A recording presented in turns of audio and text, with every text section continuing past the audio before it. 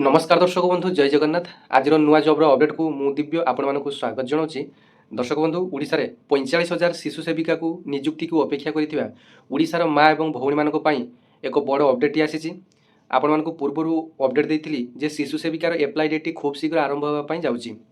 तेबे गतकाली एक बड़ अपडेट आसीछि शिशु सेविकार एप्लाई को नहीं, जहाँकि 20 तारिख रु अर्थात आज शिशु सेविकार एप्लाई डेट आरंभ हो 27 तारिख पर्यंत। तेबे आपण मानकु आज यही शिशु सेविका नियुक्ति संपर्क में कंप्लीट डिटेल इनफॉरमेशन आपण मानकु मु देबी। फॉर्म टी कोठू आनिबे, केमिति कोन अप्लाई करिवे एवं आपण मानकर निज निज गाँव रे वैकेंसी आसीछि केमिति देखिबे, केमिति अप्लाई करेंगे, अप्लाई डेट कौन रही है, समस्त डिटेल्स आपण सहित आलोचना करी। जदि भिडियोटी भल लगे और जेन्युइन लगे तेरे चैनल टी आपने सब्सक्राइब करने, भिडियोटी गोटे लाइक करेंगे और पाखरे थिबा घंटी चिन्हटी को दबे ऑल नोटिफिकेशन रे आपण माने सेट करने, जहाँफल ओडिशा रे आसुवा प्रत्येक जॉब रो अपडेट आपण माने प्रथम यही चैनल माध्यम पाई पारिबे। तेबे भिडियोटी आपण माने शेष पर्यंत देखिए, देले जाई आपण माने केमिति कोन अप्लाई करेंगे और केमिति कोन पोस्ट आसी आपण माने डिटेल्स जानि पारिबे। तेबे आसंतु संपूर्ण भिडियोटी आरंभ करिनेबा। तो दर्शक बंधु यही शिशु सेविका नियुक्तिर डिटेल्स आपण माने मोबाइल डिस्प्ले देखिपार्चंती, जो थे ऑफिशियल लेटर मध्य गतकाली आसीची। एप्लाई केबेठारु स्टार्ट हेबो, एप्लाईर लास्ट डेट केबे रही, ये सब डिटेल्स आपण माने देखिपार्चंती। तेबे आपण मानकु डिटेल कंप्लीट इनफॉरमेशन देबी, जेमिति आपण मानकर एप्लाई करिया पई कोनोसी भी असुविधा न हो। ए ठू जेड आपण मानकु देबी, केमिति कोन आपण माने फॉर्म टी फिल अप करिवे, कोन कोन डॉक्यूमेंट आवश्यक, मासिक दरमा केते, आपण मानकर एप्लाई ऑफलाइन रे हेबो कि ऑनलाइन रे हेबो, केमिति आपण मानकर सिलेक्शन होई परिबो, ए सब डिटेल्स आपण मानकर मु आज वीडियो माध्यम रे कहबी। बस आपण माने शेष पर्यंत वीडियोटी को देखिबे। तेबे देखंतु एही नोटिफिकेशन टी आपण मानकर to the headmaster of government elementary school who are eligible for engagement of शिशु सेविका पई नियुक्ति आसीछि बोली प्रत्येक स्कूल रो हेडमास्टर को एही नोटिफिकेशन टी होईछि। सब्जेक्ट रे लिखा जायछि एंगेजमेंट ऑफ शिशु सेविका at school level as per the guidelines provided by SME department, school and mass education department रो एही लेटर टी आसीछि। तेबे देखंतु नोटिफिकेशन ऑफ शिशु सेविका एंगेजमेंट एसएस एंगेजमेंट 20/1/2026 अर्थात आज ठारू यही शिशु सेविकार एप्लाई डेट आपण आरंभ हो जाउछि एवं एप्लाईर लास्ट डेट रोची, last date of submission of forms by the candidates 27/1/2026 एप्लाईर लास्ट डेट रोची एवं verification of document and report to the BO आपण वेरिफिकेशन रो लास्ट डेट रही 28/1/2026। आपण माने तो एप्लाई करदेले 20 तारिख रु 27 तारिख मध्य आपण माने एप्लाई करदेले, किंतु जो वेरिफिकेशन कामटा एटा हला स्कूल रो एसएमई कमिटी मानकर जो स्कूल मैनेजिंग कमिटी रो रहिचंती सेमानकर काम हला वेरिफिकेशन डॉक्यूमेंट करिवार बा डॉक्यूमेंट वेरिफिकेशन करिवार काम होची स्कूल मैनेजिंग कमिटी रो काम। तबे 28 तारिख रे सेमाने जतबे आपण मानकर डॉक्यूमेंट वेरिफिकेशन करि सारिबे तापरे सेमाने जो ब्लॉक एजुकेशन ऑफिस बा ब्लॉक शिक्षा अधिकारी अच्छी तांकू रिपोर्टा प्रदान करेंगे। रिपोर्ट टू बीओ केते तारिख ना 28 तारिख आप रिपोर्ट टी जीवो जे किए सिलेक्शन है बोली। तेबे फाइनाल सिलेक्शन लिस्ट आप देखो सिलेक्शन ऑफ शिशु सेविका आप 29 और 30 तारिख में आप फाइनाल सिलेक्शन लिस्ट आप बाहर 29 तारिख और 30 तारिख में आप सिलेक्शन टी हम। 28 तारिख में आप वेरिफिकेशन डॉक्यूमेंट हो सारा, डॉक्यूमेंट वेरिफिकेशन हो सारा बीओ को रिपोर्ट कर बीओ को रिपोर्ट कर सारा 29 तारिख और 30 तारिख में आप सिलेक्शन प्रक्रिया 2 दिन धरी हम। आपण मैंने एत पर्यंत डिटेल्स आप कंप्लीट इनफॉरमेशन पाइगले। एबे आसंतु जानिबा एही शिशु सेविका मानकर कर्तव्य बा ड्यूटी गुड़ाक कौन जाणी नियंतु। तेबे देखंतु शिशु सेविका मानकर ड्यूटी मध्य से माने हेले शिशु शिशु जहाँ तेबे देखंतु तेबे एबे आसंतु शिशु सेविका मानकर ड्यूटी बा कर्तव्य विषय जानिनेबा। सेमाने प्रतिदिन विद्यालय को आसी कौन कौन सब ड्यूटी करेंगे। ड्यूटी मध्य आपण मानक मु जदि सरल रे बुझेबी तेबे आपण माने पिला मानकर केवल जत्न नेबे, अर्थात पिला माने जेतेबेले बाहर को जावाई चाहिए कि अशांत हेबे सेमानंकु पुस्तक खेलना चाट इत्यादि सामग्री शिशु सेविका माने जुगेबे एवं सेमाने जेतेबेले बाहर को जावाई चाहिए सेतेबेले तांको सांगरे शिशु सेविका मध्य जिबे एवं शिक्षक मानंकु शिशु मानंकु स्वागत करिबारे स्वच्छता अभ्यास प्रतिदिन विभिन्न स्कूल कार्यकलाप सुगम परिवर्तन करिबारे सहायता करिवे। एसबू कम है आपण मानकर शिशु सेविका मानकर काम रही। तेबे वैकेंसी कौटी केते आसी आपण माने केमिति जानिबे, एटा सबुठारु बड़ कथा।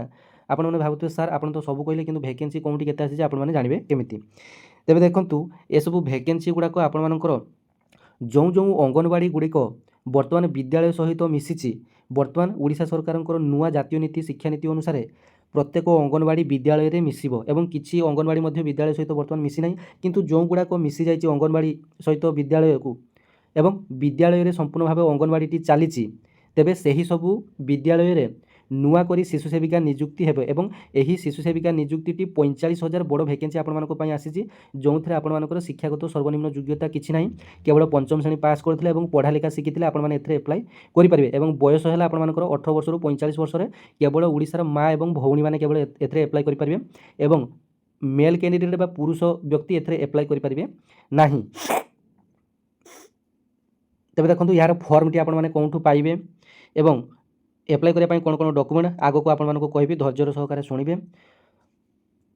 ତେବେ ଏହି ଶିଶୁ ସେବିକାର ଭ୍ୟାକେନ୍ସି ଜାଣିବା ପାଇଁ ଆପଣମାନେ ନିଜ ନିଜର ପାଖ ପ୍ରାଥମିକ ବିଦ୍ୟାଳୟକୁ ଯିବେ ଏବଂ ସେଠାରେ ସାର୍ମାନଙ୍କ ପାଖରୁ ଡିଟେଲ୍ସ ଆପଣମାନେ ଅପଡ଼େଟ୍ ପାଇପାରିବେ ଯେ ଆପଣମାନଙ୍କର ଭ୍ୟାକେନ୍ସି ଆସିଛି କି ନାହିଁ, ଭ୍ୟାକେନ୍ସି ଯଦି ଆସିଛି एप्लाई केवेठू स्टार्ट होउची ए डिटेल्स आपण माने पचारि नेबे। आज आपण माने जदि वीडियोटी देखुचंती 27 तारिख पर्यंत आपण मानकर लास्ट डेट रही, आपण माने बहुत मात्रा भिडियोटी को शेयर करेंगे और समस्त पाखे पहुँचेबे जो मैंने कि शिशु सेविका नियुक्ति को अपेक्षा कर चाकरी खंडे आवश्यक रही। तेज देखो यहाँ गोटे कौन कॉन्ट्राक्चुअल चाकरी नुहे, आपण मैंने पूर्णकालीन 60 वर्ष जाए चाकरी आपरे। तेज देखो आपर स्कूल रे जदि 30 ରୁ 100 जन शिशु सेविका आपर पिला अच्छा तेज से जड़े शिशु सेविका नियुक्ति हे। जदि आपर 100 ରୁ अधिक पिला अच्छा तेज से 2 जन शिशु सेविका नियुक्ति हे। शिशु सेविका नियुक्ति होगापी आपर सर्तावली योग्यता सर्तावली जाणी नियंतु। आपर पढ़ा लिखा होता आवश्यक, 18 वर्ष ରୁ 45 वर्ष से होता आवश्यक और से बयसटी 1 एप्रिल 2025 सुधा 18 वर्ष और 45 वर्ष होता आवश्यक। तापर देखंतु से स्वाक्षर होता आवश्यक, तांकर शारीरिक और मानसिक अवस्था भल थी आवश्यक।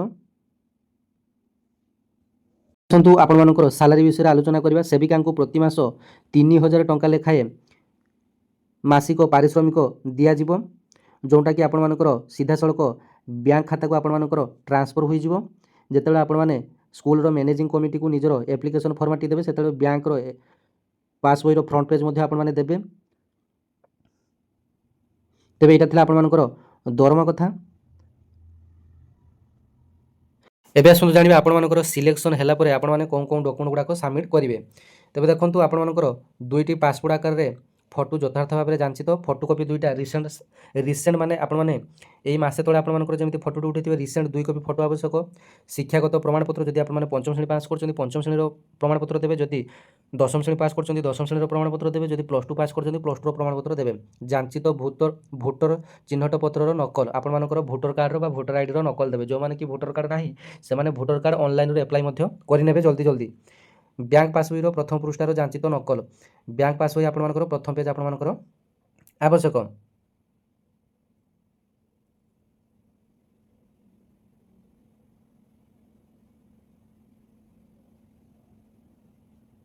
एबे आसंतु जानि नेबा शिशु सेविका पई अयोग्यतार नियम बा को माने शिशु सेविका नियुक्ति पई अप्लाई करि परिबे नाही। तेबे देखंतु आपण मानकर जदि मिनिमम 18 वर्ष ରୁ कम होइतो आपण माने अप्लाई करि परिबे नाही, किबा 45 वर्ष ରୁ जदि अधिक होइतो आपण माने अप्लाई करि परिबे नाही। जदि आपनकर कोनोसी दीर्घ दिन संक्रामक रोग रे पीड़ित अछंती तेबे मध्ये आपनकर अप्लाई करि परिबे नाही। जदि आपनकर घरे कोनोसी लोक एसएमसी बा स्कूल मैनेजिंग कमिटी रो प्रेसिडेंट अछंती, मेंबर अछंती, लोकल एमएलए एमपी जिला परिषद समिति सभ्य सरपंच नायब सरपंच वार्ड मेंबर जदि एसब आपनकर परिवार रे केही अछंती तेबे आपण माने अप्लाई करि परिबे नाही।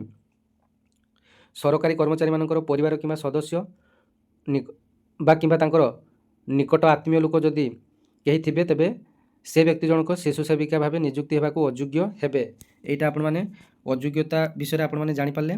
एबे आसंतु जानिबा भैकेंसी कथा आपण मानकु कहिदेली। प्रत्येक विद्यालय रे भैकेंसी डिटेल्स आपण मानकर पाख विद्यालय को जाय आपण माने बुझि नेबे एवं यार फॉर्मटी आपण माने कोउठु आने। फॉर्मटी देखंतु आपण मानकर जो मानकर कि आवश्यक मते आपण माने मेसेज करिवे।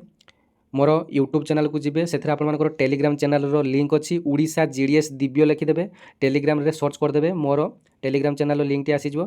तापर आपण माने सेठारे कोन करिवे ना आपण माने जॉइन होइजिवे, नचेत कमेंट सेक्शन रे आपण माने कमेंट करिवे। मु टेलीग्राम चैनल लिंक टी दे देबी, आपण ओपन होइजिवे सेठारे जॉइन होइजिवे। तापर मु आपण मानको लिंक टी दे देबी एवं जो माने कि जानी पारु नाहंती केमिति यार एप्लिकेशन फॉर्मटी बा शिशु सेविकार फॉर्मटी आनिबे, से माने जनसेवा केंद्र को जीवे। जनसेवा केंद्र रे मध्ये एई फॉर्मटी उपलब्ध हेबो, नचेत आपण माने निकटस्थ विद्यालय रे मध्ये फॉर्मटी आपण माने पाइबे।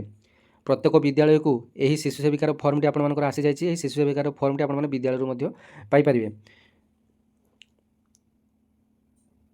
ତେବେ ଦେଖନ୍ତୁ ଆପ୍ଲାଏ କରିବା ପାଇଁ ଆପଣମାନଙ୍କର ଡକୁମେଣ୍ଟ ମଧ୍ୟ ଆପଣମାନେ ଜାଣି ନିଅନ୍ତୁ। ଆପ୍ଲାଏ କରିବା ପାଇଁ ଆପଣମାନଙ୍କର ପାସପୋର୍ଟ ସାଇଜ୍ର ଗୋଟେ ଫଟୋକପି ଆବଶ୍ୟକ। ଆପଣମାନଙ୍କର ଶିକ୍ଷାଗତ ଯୋଗ୍ୟତା ଅର୍ଥାତ୍ ଆପଣମାନଙ୍କର ଯେତେ ଯାଏଁ ପଢ଼ିଛନ୍ତି, ଯଦି ଦଶମ ଶ୍ରେଣୀ ପଢ଼ିଥିବେ ଦଶମ ଶ୍ରେଣୀ ସାର୍ଟିଫିକେଟ୍ଟି ଆପଣମାନେ ଏଡ଼୍ କରିବେ। ଯଦି ଆପଣମାନେ ପ୍ଲସ୍ ଟୁ ପଢ଼ିଛନ୍ତି ପ୍ଲସ୍ ଟୁ ଏଡ଼୍ କରିବେ। ଯଦି ଅଷ୍ଟମ ପଞ୍ଚମ ଯାହା ପଢ଼ିଛନ୍ତି ଆପଣମାନେ ଶିକ୍ଷାଗତ ଯୋଗ୍ୟତା ଏଡ଼୍ କରିବେ। ତାପରେ ଆପଣମାନଙ୍କର ଭୋଟର ତାଲିକାର ଯେଉଁ ଭୋଟର ଲିଷ୍ଟ ଏଡ଼୍ କରିବେ। ତାପରେ ଆପଣମାନଙ୍କର ବ୍ୟାଙ୍କ ପାସବଇ ମଧ୍ୟ ଏସବୁ ଆପଣମାନଙ୍କର ଏଡ଼୍ କରିବେ। ଏବଂ ଯେଉଁମାନେ କି ବିକଳାଙ୍ଗ ପ୍ରମାଣପତ୍ର ଥିବ, ଯେଉଁମାନେ କି ଶାରୀରିକ ଭିନ୍ନକ୍ଷମ ଥିବେ ସେମାନେ ସେମାନଙ୍କର ବିକଳାଙ୍ଗ ପତ୍ର ଏଡ଼୍ କରିବେ। ଯେଉଁମାନେ କି ବିବାହ ବିଚ୍ଛେଦ ହୋଇଥିବ ସେମାନଙ୍କର ଡିଭୋର୍ସ ସାର୍ଟିଫିକେଟ୍ ମଧ୍ୟ ଇସ୍ୟୁ କରିପାରିବେ। ଯେଉଁମାନେ କି ଅସହାୟ ଥିବେ ସେମାନଙ୍କର ସାର୍ଟିଫିକେଟ୍ ମଧ୍ୟ ସେମାନେ ଇସ୍ୟୁ କରିପାରିବେ। ଏସବୁ ଆପଣମାନଙ୍କର ଆପ୍ଲାଏ ବର୍ତ୍ତମାନ କେଉଁଠି କରିବେ ଏସବୁ ଆପଣମାନଙ୍କ ମନରେ ପ୍ରଶ୍ନ ଉଠୁଥିବ।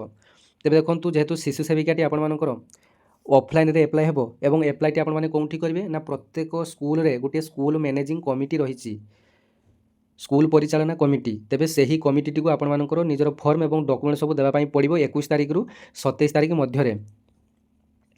ତେବେ 28 ତାରିଖରେ ଆପଣମାନଙ୍କର ସ୍କୁଲ ମ୍ୟାନେଜିଂ କମିଟିର ଏକ ବୈଠକଟି ବସିବ, ଯେଉଁଥିରେ 2/3 ଅର୍ଥାତ୍ 3 ଭାଗରୁ 2 ଭାଗ ସଦସ୍ୟଙ୍କର ଉପସ୍ଥିତିରେ ଯେଉଁମାନେ କି ଏହି ଶିଶୁ ସେବିକା ପାଇଁ ଆପ୍ଲାଏ କରିଥିବେ ସେମାନଙ୍କର ସମସ୍ତଙ୍କର ଡକୁମେଣ୍ଟ ଭେରିଫିକେସନ୍ ହେବ 28 ଜାନୁଆରୀ 2026ରେ। ତାପରେ 29 ତାରିଖ ଏବଂ 30 ତାରିଖରେ ଆପଣମାନଙ୍କର ଫାଇନାଲ୍ ସିଲେକ୍ସନ୍ ଲିଷ୍ଟ ଆପଣମାନଙ୍କର ବାହାରିବ। ଗୋଟେ ଜାଗାରେ ଆପଣମାନେ 15-20 ଜଣ ଆପ୍ଲାଏ କରିଥିବେ, ତା ମଧ୍ୟରୁ ଆପଣମାନଙ୍କର ଡକୁମେଣ୍ଟ ଭେରିଫିକେସନ୍ କରାଯିବ ଏବଂ କେଉଁମାନଙ୍କୁ ପ୍ରାଥମିକତା ଭିତ୍ତିରେ ଆପଣମାନଙ୍କୁ ନିଯୁକ୍ତି ଦିଆଯିବ ସେ ଡିଟେଲ୍ସ ମଧ୍ୟ ସେମାନେ ତୟ କରିବେ, ସ୍କୁଲ ମ୍ୟାନେଜିଂ କମିଟି ତୟ କରିବେ କାହାକୁ ଏହି ନିଯୁକ୍ତିଟି ଦିଆଯିବ। ତେବେ ଦର୍ଶକ ବନ୍ଧୁ ଆପଣମାନେ ମୋବାଇଲର ଡିସ୍ପ୍ଲେରେ ଦେଖିପାରୁଛନ୍ତି ଶିଶୁ ସେବିକା ନିଯୁକ୍ତିର ଫର୍ମାଟଟି ବା ଫର୍ମଟି, ଯେଉଁଥିରେ ଆପଣମାନଙ୍କର ଶିଶୁ ସେବିକା ନିଯୁକ୍ତି ନିମନ୍ତେ ଆବେଦନପତ୍ର ଏଠାରେ ଲେଖାଯାଇଛି। ଏବଂ ଏଠାରେ ଦେଖନ୍ତୁ ଆପଣମାନଙ୍କର ଆଉ ଗୋଟିଏ ଅପସନ୍ଟି ଶୋ କରୁଛି, ଚାରିକୋଣିଆ ବକ୍ସ ଆପଣମାନଙ୍କ ପାଇଁ ଗୋଟେ ଶୋ କରୁଛି। এইଠାରେ ଆପଣମାନେ ରିସେଣ୍ଟ କଲର୍ ପାସପୋର୍ଟ ସାଇଜ୍ ଫଟୋଟି ଏଇଠି ଆପଣମାନଙ୍କର ଅଠା ଦେଇକି ପେଷ୍ଟ କରିବେ।